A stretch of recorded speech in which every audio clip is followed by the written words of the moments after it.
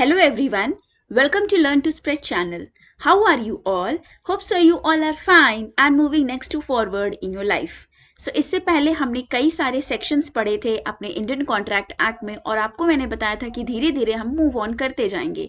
तो जो सारे टर्म्स हम पढ़े थे, जो सारी चीज़ें हम पढ़े थे, उन सारी चीज़ के बारे में मैं आपको एक छोटा सा प्रीव्यू देना चाहती हूँ। वो प्रीव्यू देने के बाद ही हम आज का टॉपिक जो है वो स्टार्ट करेंगे। बहुत ही अच्छी तरीके से फ्री कंसेंट के बारे में जानेंगे कि फ्री कंसेंट क्या होते हैं, फ्री कंसेंट के एलिमेंट्स कौन कौन से हैं और फ्री कंसेंट को क्यों इतना महत्व दिया जाता है और आपके एग्जामिनेशन पॉइंट ऑफ व्यू से लिए क्यों ये इंपॉर्टेंट है। खासकर आपके नेट के एग्जाम में इससे काफ़ी सारे क्वेश्चंस पूछे जाते हैं। तो चलिए आज का प्रीव्यू ले लेते हैं कि इससे पहले हमने पिछले क्लासेस में क्या क्या सारी चीज़ें पढ़ी थी। इस पिक्चर के थ्रू मैं आपको ये बताना चाह रही हूँ कि ये सारी चीज़ें हमने प्रीवियस अपने क्लासेस में सेक्शन के साथ इसको कवर किया था। तो देखिए, जहाँ यहाँ पे आप देख रहे होंगे कि एक छोटा सा लड़का है और एक प्यारी सी लड़की है जो कि काफ़ी इटलाए हुए खड़ी हुई है, काफ़ी मुस्कुराए हुए खड़ी है और उसको उसने प्रपोजल दिया है मैरिज का कि क्या तुम मुझसे शादी करोगी। तो यहाँ लड़का क्या कर रहा है, लड़का इज गिविंग ऑफर किसको, इस लड़की को कि विल यू मैरी मी। और इसके सामने इसने क्या रखा है, इसके सामने इसने एक रिंग रखी है। तो ये इसको एक प्रपोजल दे रहा है, तो ये ऑफरर हो गया। और जो इसको एक्सेप्टेंस, अगर ये हंस दे रही है, मुस्कुरा दे रही है कि यस आई विल मैरी, अंगूठी देख के इसे पसंद आ गई कि yes I will marry with you, तो इसने अपना एक्सेप्टेंस दिया, एसेंट दिया। टर्म्स एंड कंडीशंस इसके कुछ होंगे एंड टर्म्स एंड कंडीशंस इस लड़की के भी होंगे। अब ये लड़के के टर्म्स एंड कंडीशन हो सकते हैं कि भाई मेरे घर में थोड़ा काम भी पड़ जाएगा और भी सारी चीज़ें होंगी। लड़की कह रही है okay I agree with you, लेकिन मेरा भी एक शर्त है कि I will do studies according to that, मैं अपने हिसाब से पढ़ना चाहूँगी या जॉब करना चाहूँगी। कुछ भी टर्म्स एंड कंडीशंस हो सकते हैं लड़की की। तो इनके बीच में जो भी टर्म्स एंड कंडीशन हो, सेम उसी तरह किसी भी ऑफर या ऑफरी के बीच में कुछ टर्म्स एंड कंडीशंस होते हैं जिसको लेकर के दोनों ही आपस में सहमति करते हैं। जब ये सारी चीजें हो जाती है और लड़की एग्रीमेंट कर देती है कि yes I agree to marry with you और ये चीज लॉ इन्फोर्स हो जाती है कोर्ट में, तो आप ये चीजें क्या फॉर्म हो जाती है, कॉन्ट्रैक्ट फॉर्म हो जाती है। अब इनके बीच में कंसिडरेशन क्या है, का मतलब होता है कि कोई ऐसी चीजें जो कंसिडरेशन के फॉर्म है, समथिंग इन वैल्यू, कोई एक चीज जो होगी वो वैल्यू में होगी। तो वैल्यू यहाँ क्या है, ये रिंग आप देख रहे हो जो चमकता हुआ है, हो सकता है डायमंड हो सकता है आपकी गोल्ड रिंग हो, खैर जो भी हो, ये लड़की खुश है उस चीज से। तो चलिए, यही सारी चीजें हमने प्रीवियस क्लास में अपनी पढ़ी थी, प्रीवियस सेक्शंस में देखा था। चलिए आज का टॉपिक स्टार्ट करते हैं बहुत ही अच्छी तरीके से। तो आज का टॉपिक है फ्री कंसेंट। तो फ्री कंसेंट के बारे में थोड़ा सा जान लेते हैं। फ्री कंसेंट के बारे में मैंने आपको पहले ही बताया था कि वो सारी चीज़ें जिससे किसी की सहमति हम फ्रीली ले ले उसे हम फ्री कंसेंट कहते हैं। मतलब किसी भी दबाव में नहीं, किसी भी मजबूरी में नहीं, किसी भी ऐसी चीज़ में नहीं कि आप चोरी चुपके या फ्रॉड करके उससे उसकी सहमति ले ले। तो ये सारी चीज़ें अगर नहीं होती है तब आप उसको कहते हैं कि यस हमने उसकी सहमति फ्रीली ली। लेकिन अगर ये सारी चीज़ें होती हैं तो भाई उसका कंसेंट जो है वो फ्री नहीं है। तो ये चीज कहाँ डिफाइंड है, ये चीज सेक्शन 15 टू सेक्शन 22 में डिफाइंड है। इसमें क्या क्या सारी चीजें इंक्लूड होती है, ये सारे टर्म्स आपको समझने जरूरी है। तो पहला टर्म है इसमें कोएशन, उसके बाद है आपका अनडू इन्फ्लुएंस और उसके बाद है फ्रॉड एंड देन मिसरिप्रेजेंटेशन, मिसरिप्रेजेंटेशंस और मिस्टेक।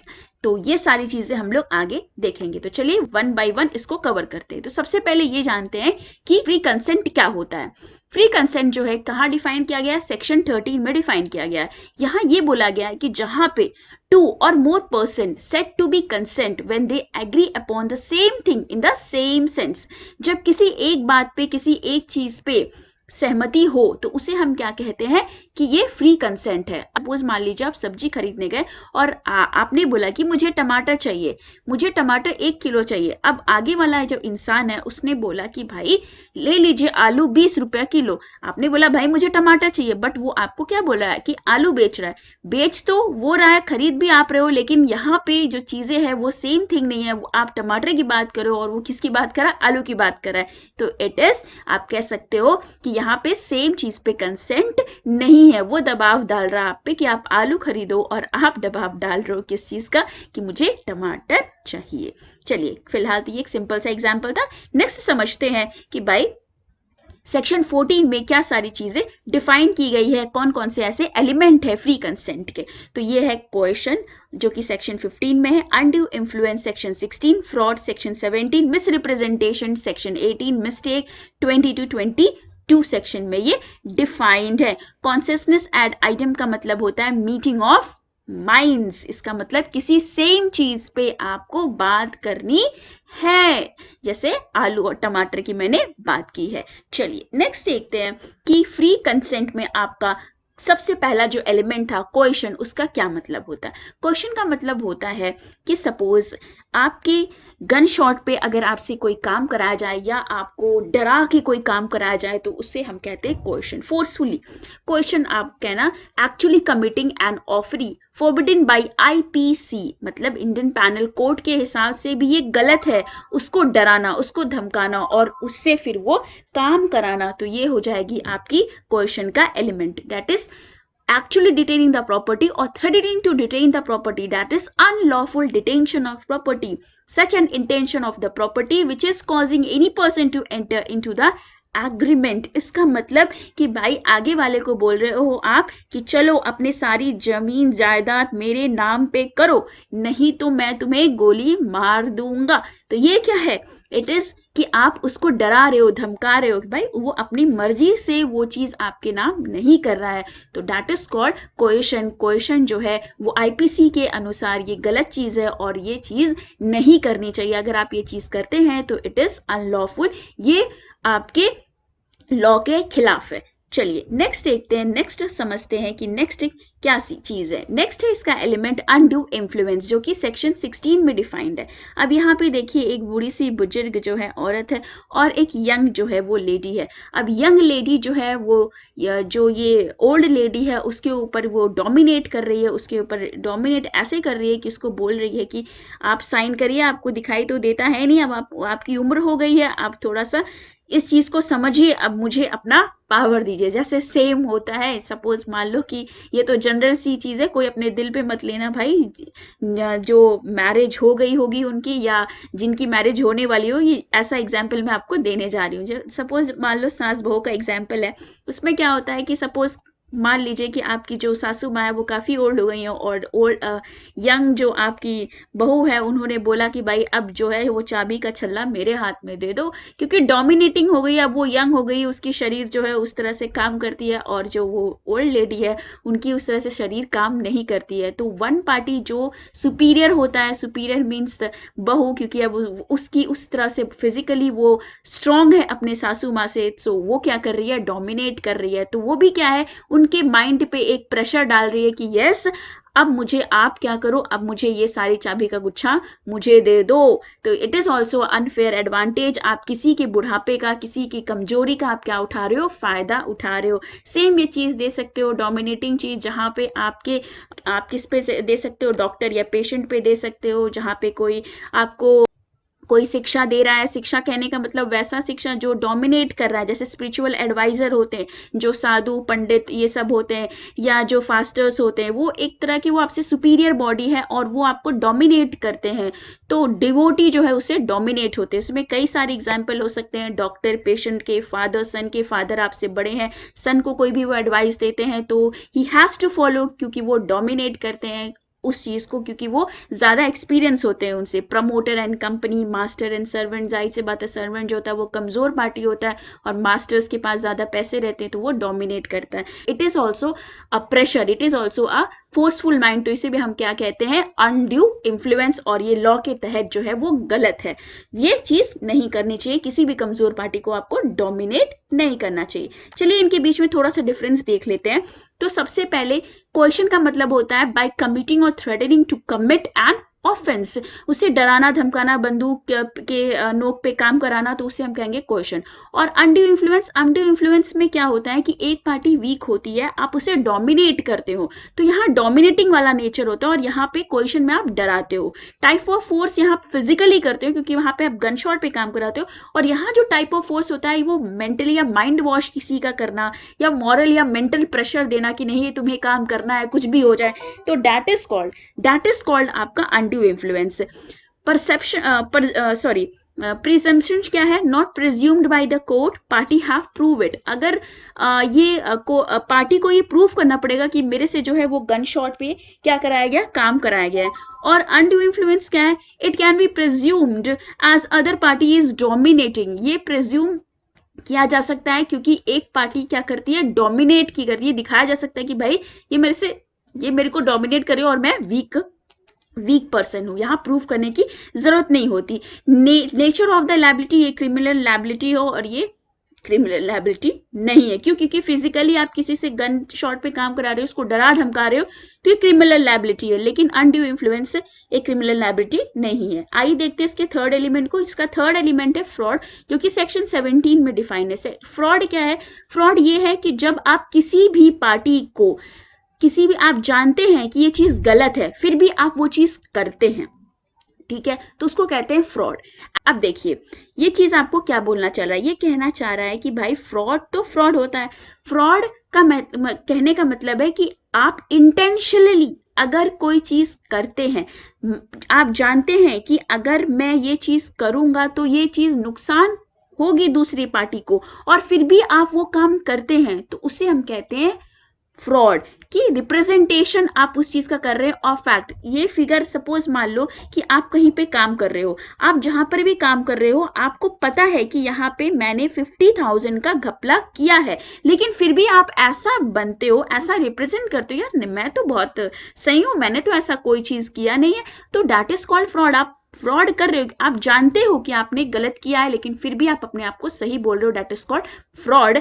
जब चीजें आप विलिंगनेस, आप खुद के इच्छा अनुसार वो चीज कर रहे हो, ठीक। लेकिन किसी केस में जब आप साइलेंट रहते हो तो उसको फ्रॉड नहीं माना जाता। कब? जब फ्यूडेशरी रिलेशनशिप होता है, जहां पे मास्टर और सर्वेंट का, जो कि फेथ और ट्रस्ट का होता है, स्टूडेंट और टीचर का वो भी फेथ और ट्रस्ट का रिलेशनशिप होता है। व्हेन मेरी साइलेंस, जब आपकी चुप्पी जो है वो मान ली जाती है कि आप जो है वो सही इंसान है। Partial disclosure of truth which deceives the other party is fraud। जब ये जान लिया जाता है कि आप थोड़ा सा सच्चाई जानने के बाद ये जान लिया जाता है कि आप जो है अब सही बोल रहे हो। नेक्स्ट देखते हैं आपका, सपोज मान लो कि आपको एक और एग्जाम्पल हम देते हैं कि कहीं पर कार सेलिंग हो रही है। अब आपने ये बोल के दे दिया, आपने बस बेचने के लिए उस कार को ये बोल के दे दिया कि भाई इस कार को ना सचिन तेंदुलकर की ये कार थी, एक किसी जमाने में सचिन तेंदुलकर इस कार के ओनर नहीं है, या ये कार वो ओन नहीं करते थे, लेकिन फिर भी आपने बेचने के लिए ऐसा कर दिया ताकि अगला जो पार्टी उसे खरीद ले। तो आपने क्या किया, किसी एक पर्सन को डेलिबरेटली, मतलब जानबूझ के आपने उसको फंसाया, और जानबूझ के आपने उसको गलत इंफॉर्मेशन दी, और जानबूझ के आपने कंसेंट लिया उसका, मतलब आपने उसकी सहमति ली और वो कार बेच दी। तो ये भी क्या होगा आपका, ये फ्रॉड का एक अच्छा सा एग्जाम्पल था। मेरे ख्याल से ये चीजें आपको समझ में आई होगी। नेक्स्ट चलते हैं, नेक्स्ट है इसका एलिमेंट, वो है मिसरिप्रेजेंटेशन। मिसरिप्रेजेंटेशन जो है वो सेक्शन 18 में बताया गया है। तो ये क्या है, इसका कहने का मतलब ये है कि भाई आप ये चीज गलत समझ रहे हो, बट वो चीज गलत नहीं है। कहने का मतलब है कि ये जानबूझ के, ये विलिंगलेस नहीं की जाती है। जैसा आपका फ्रॉड किया जाता है, वैसा आपका मिस रिप्रेजेंटेशन नहीं की जाती है कि किसी अदर पार्टी को उससे क्या हो, नुकसान हो। लेकिन अदर पार्टी उसको मिस रिप्रेजेंट कर लेती है कि ये जो चीज है ये मेरे नुकसान में बोल रहा है या मेरे नुकसान में है। सपोज आप यहाँ पिक्चर में देख सकते हो, एक लड़की जा रही है जो कि शॉर्ट कपड़े पहने हुए। लड़के ने कुछ, हो सकता है कि उसने जो है कोई गाना गाया या उसने कोई चीज की, तो वो अपने फ्रेंड में ही कोई चीज कर रहा हो, बट इस लड़की को लग रहा है कि नहीं ये मेरे लिए कर रहा है और ये मेरे ऊपर कमेंट्री मारा है। तो लड़की ने क्या किया, मिस रिप्रेजेंट कर लिया कि भाई ये लड़का जो है वो सही व्यवहार का नहीं है, या ये सही इसने जो है वो सही नहीं किया। तो ये लड़का भले ही इनोसेंट है, लेकिन फिर भी इस लड़की ने क्या किया, मिस रिप्रेजेंट कर दिया इस लड़के को कि he is not of good nature, उसका नेचर जो है वो अच्छा नहीं है। तो इसे क्या है, इससे क्या है कि उसने इंटेंशनली ये चीज नहीं की, उसने बस गाना गाया, बट उसे लगा कि ये लड़का जो है वो मेरे लिए गाना गा रहा है, ऐसा कर रहा है, तो वो लड़की देखो मुंह बनाई हुई है और काफी ज्यादा परेशान भी है। तो चलिए नेक्स्ट देखते हैं इसमें कुछ डिफरेंसेस क्या होते हैं फ्रॉड और मिस रिप्रेजेंटेशन में। फ्रॉड जो है वो इंटेंशनली की जाती है, आपको मैंने अभी बताया था। मिस रिप्रेजेंटेशन इसमें इनोसेंट होती है, miss statement made without any intention, कोई इंटेंशन नहीं होता कि दूसरा पार्टी इससे दुखी हो। ये सेक्शन 17 में डिफाइन है, सेक्शन 18 में डिफाइन है, आपको अच्छे से पता है। इंटेंशन टू डिसीव, इसका मतलब दूसरी पार्टी को कोई तकलीफ। यहाँ पे फ्रॉड में इंटेंशनली होता है ये चीज, लेकिन मिस रिप्रेजेंटेशन में इंटेंशनली नहीं होता। जैसे मैंने आपको एग्जांपल दिया था कार का, तो वहां वो मिस रिप्रेजेंट कर रहा था, वो जानता था कि भाई सचिन तेंदुलकर इसके ओनर नहीं है, वो उसको बेचने के लिए वो उस कार को उसने ऐसा बोला। और मिस रिप्रेजेंटेशन क्या है कि भाई वो लड़का गाना गा रहा था, तो जरूरी नहीं है ना वो उसके लिए गा रहा, हो सकता है वो अपने मन में गा रहा हो, तो लड़की ने उसको मिस रिप्रेजेंट कर लिया। Belief of the fact, the party making fraudulent statement believes that the fact is not true, वो जानता है कि ये चीज सही नहीं है, फिर भी वो करता है। The party making miss representation believes that the fact is true, वो लड़की ऐसा सोच रही है, वो लड़की ऐसा सोच रही कि भाई वो गाना मेरे लिए गा रहा है। भाई तुम सोचोगे तो थोड़ी होता सोचने से, ठीक है। Sued for the damages, the aggrieved party has the right to sue the party for the damages, क्योंकि भाई इंटेंशनली यहाँ चीज होती है, तो आपको जो भी नुकसान हुआ है आप उसकी भरपाई ले सकते हो कोर्ट से। लेकिन यहाँ पे लड़की जाके कोर्ट में नहीं बोल सकती कि भाई इस लड़के ने मुझे छेड़ा। भाई तुम्हारे पास क्या प्रूफ है इस लड़के ने छेड़ा? हो सकता है वो अपने मन से गाना गा रहा हो सकता है वो अपने दोस्तों में मगन हो, आपने मिस रिप्रेजेंट किया है, तो ये आपकी गलती है। Defense in the court, the party who has made the fraudulent statement cannot set up a defense that the aggrieved party has a sufficient means to discover the truth.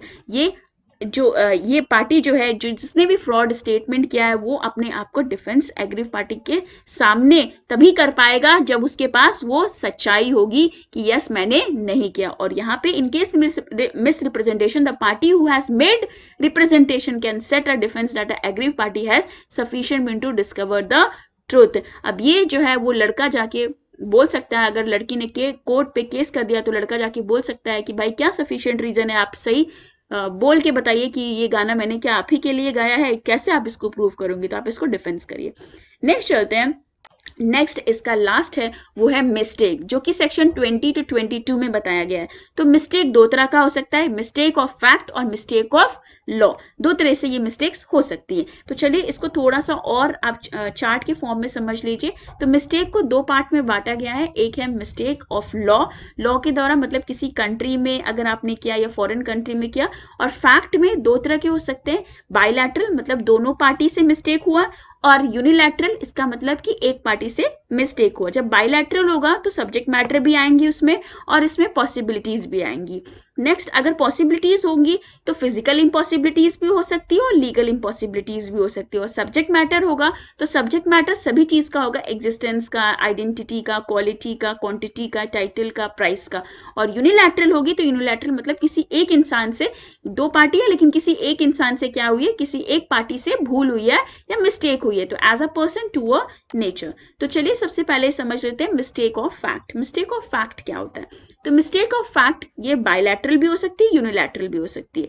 तो bilateral का मतलब जहां पे where both the parties to an agreement are under the mistake as to the matter of the fact essential to the agreement. इसका मतलब जहां दोनों ही party जो है वो क्या कर रही है, दोनों ही पार्टी मिस्टेक कर रही है, that is mistake must be mutual, both the party should misunderstand each other and should be a cross purpose. जैसे कि फॉर एग्जाम्पल मैंने आपको यहाँ पे बहुत अच्छा एग्जाम्पल दिया, एग्जाम्पल है A agreed to purchase B's motor car which was lying on B's garage अनलोइंग to the either party, the car and the garage were completely destroyed by fire a day earlier, the agreement is void। इसका मतलब कि B को नहीं पता था कि उसके गैरेज में जो गाड़ी पड़ी हुई है वो आग लगने की वजह से क्या हो गई है, डिस्ट्रॉय हो गई है। तो इसका मतलब यहाँ दोनों ही पार्टी मिस्टेक में है, क्योंकि ए ने बोला कि भाई मैं बी की गाड़ी खरीदूंगा, मैं बी की गाड़ी खरीदूंगा जो बी की गैरेज में, और बी को पता ही नहीं है कि वहां उसके गैरेज में क्या लग गई है, आग लग गई है।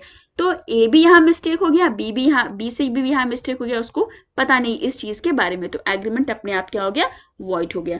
नेक्स्ट चलते हैं यूनिलैटरल मिस्टेक क्या होती है। यहाँ contract is not void, contract यहाँ वॉइड नहीं होता, क्यों? क्योंकि एक पार्टी का क्या होती है, एक पार्टी की गलती होती है। A enters into an agreement with B for the purchase of a horse which he assumes to be racing horse. A do not confirm from B. In actual, the horse is not a racing horse and A cannot resign the contract. क्यों नहीं resign कर सकता? क्योंकि भाई जब आपने agreement किया B से कि भाई मुझे क्या चाहिए, मुझे हॉर्स चाहिए, आपने ये नहीं बोला मुझे रेसिंग हॉर्स चाहिए, और आपने बी से कंफर्म भी नहीं किया कि ये रेसिंग हॉर्स है या नहीं है, और एक्चुअल में उसकी नीड थी रेसिंग हॉर्स की, लेकिन उसने क्या बोला कि मुझे हॉर्स चाहिए। भाई जो आपकी नीड थी आपने बी से कंफर्म भी नहीं किया, ना ही आपने उससे पूछा। अब बाद में अगर वो हॉर्स रेसिंग नहीं है तो आप कॉन्ट्रैक्ट रिजाइन नहीं कर सकते, इसका मतलब कॉन्ट्रैक्ट से आप भाग नहीं सकते। तो ये क्या है, ये ए से मिस्टेक हुई है, तो उसके लिए लाइबल कौन होगा, सिर्फ ए ही होगा, बी इसके लिए लाइबल नहीं होगा। मतलब बी को आप बी के ऊपर केस नहीं कर सकते, क्यों? क्योंकि बी से आपने ना ही कंफर्म किया है, ना ही उसको बोला है कि मुझे रेसिंग हॉर्स चाहिए, आपने बोला सिर्फ मुझे हॉर्स चाहिए। तो गलती किसकी है, गलती ए की है। चलिए इनके बीच में डिफरेंस देख लेते हैं। इनका डिफरेंस है, सबसे पहले यहाँ पे एक पार्टी कॉन्ट्रैक्ट में मिस्टेक करती है और यहाँ पे दोनों ही पार्टी मिस्टेक करती है, क्योंकि वहां पे उसको पता ही नहीं था कि उसके गैरेज में आग लग गई है, और ये बोल रहा था कि मैं गैरेज से ही जो बी के गैरेज में कार पड़ी हुई है वो कार में खरीदूंगा। मतलब दोनों ही पार्टी अननोन थे कि एक्चुअल में फैक्ट क्या है। ठीक, तो यूनिलैटरल और बायलैटरल होप सो आपको क्लियर हो गएंगे किस सेक्शन में डिफाइंड है। बायलैटरल 20 में है और ये 22 में है। तो होप सो मेरी ये छोटी सी वीडियो आपको अच्छी लगी होगी और आपको पूरा का पूरा फ्री कंसेंट जो है वो कंसेप्ट जो अच्छे से समझ में आया होगा। अगर आपका कोई भी डाउट रहता है तो प्लीज कमेंट बॉक्स में मेंशन करिए, पूछिए मुझसे कोई भी एग्जांपल आपको अगर नहीं समझ में आता है।